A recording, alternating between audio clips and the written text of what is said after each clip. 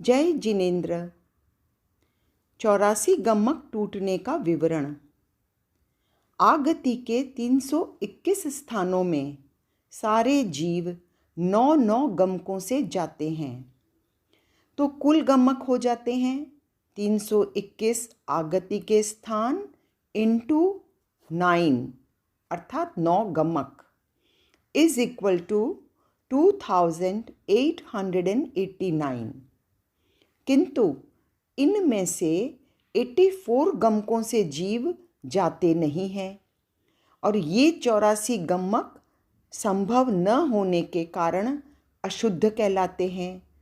तो हम 2889 गमकों में से 84 गमक घटा दें तो हमारे पास 2805 शुद्ध गमक होते हैं। इसे हम 4 बिंदुओं के आधार पर समझेंगे।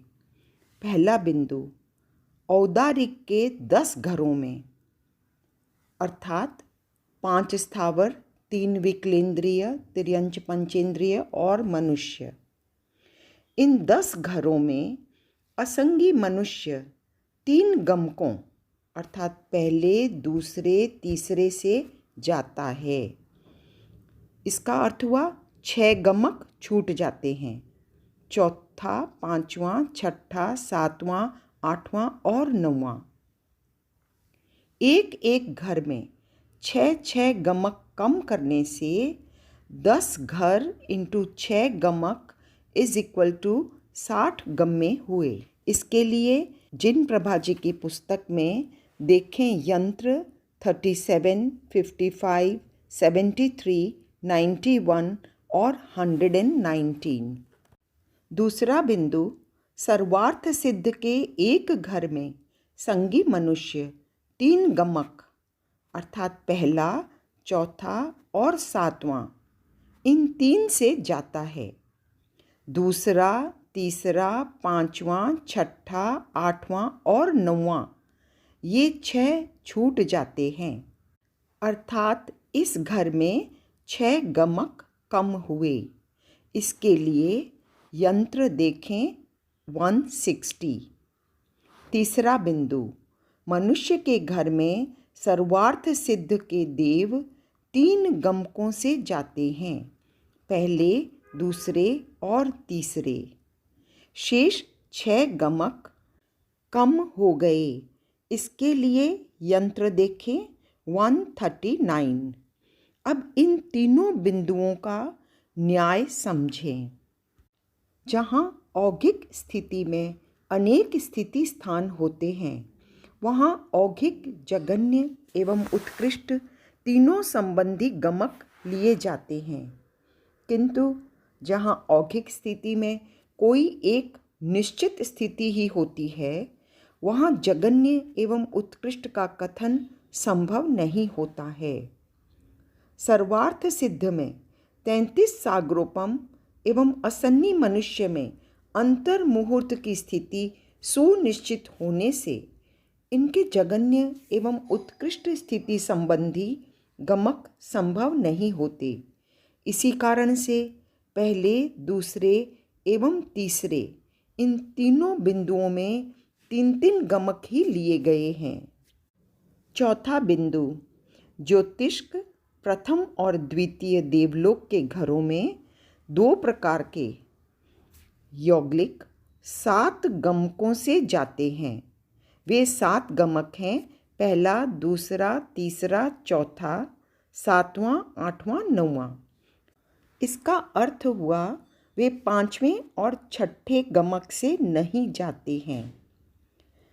अब देखिए, इन 3 घरों में अर्थात ज्योतिष्क प्रथम और द्वितीय देवलोक में जाने वाले 2 प्रकार के जीव अर्थात तिर्यंच यौगलिक और मनुष्य यौगलिक, और फिर उधर जो कम होने वाले भी 2 प्रकार के गमक हैं।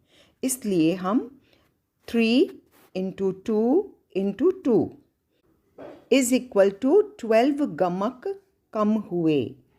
अब हम इसका न्याय जानें।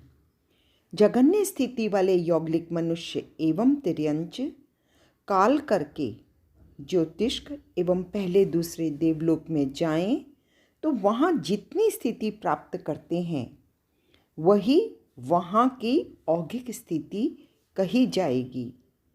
चूँकि यह नियम है कि यौगलिक मरकर देवलोक में जाए तो अपनी स्थिति से अधिक स्थिति प्राप्त नहीं करते।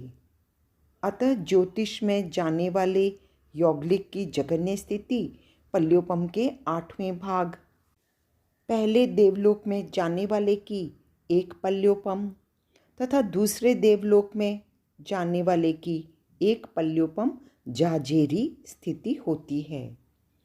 जगन्य स्थिति से जाने वाला यौगलिक क्रमशः ज्योतिषी में पल्योपम के 8वें भाग, पहले देवलोक में 1 पल्योपम तथा दूसरे देवलोक में 1 पल्योपम जाजेरी स्थिति प्राप्त करता है। यही ज्योतिष्क पहले तथा दूसरे देवलोक की चौथे गमक संबंधी औगिक स्थिति मानी गई है। जगन्य स्थिति से जाने वाला यौगलिक ज्योतिष्क आदि में एक ही स्थिति को प्राप्त करता है, अतः वहाँ की औगिक स्थिति के जगन्य उत्कृष्ट आदि भेद नहीं बनते। इसी कारण से यहाँ सिर्फ चौथा गमक ही लिया गया है, 5वां और 6ठा गमक नहीं बनता। इस बात को व्यावहारिक दृष्टि से यदि समझें तो उदाहरण स्वरूप किसी माता के एक ही पुत्र है तो उसे केवल पुत्र कहा जाता है, छोटा पुत्र या बड़ा पुत्र नहीं कहा जाता। इसी प्रकार यहाँ भी जगन्य स्थिति वाला यौगलिक ज्योतिष्क आदि में एक ही स्थिति पाता है, अतः उस स्थिति को जगन्य या उत्कृष्ट न कहकर केवल औगिक ही कहा जाता है। अब हम सारे गमकों को टोटल करते हैं। पहले बिंदु में 60 गमक कम हुए, दूसरे बिंदु में 6, तीसरे में भी 6 और चौथे बिंदु में 12 गमक कम हुए। हम 60, 6, 6 और 12 को जोड़ें तो 84 गमक प्राप्त होते हैं और इन्हीं 84 गमकों के टूटने का यह विवरण था। जय जिनेंद्र।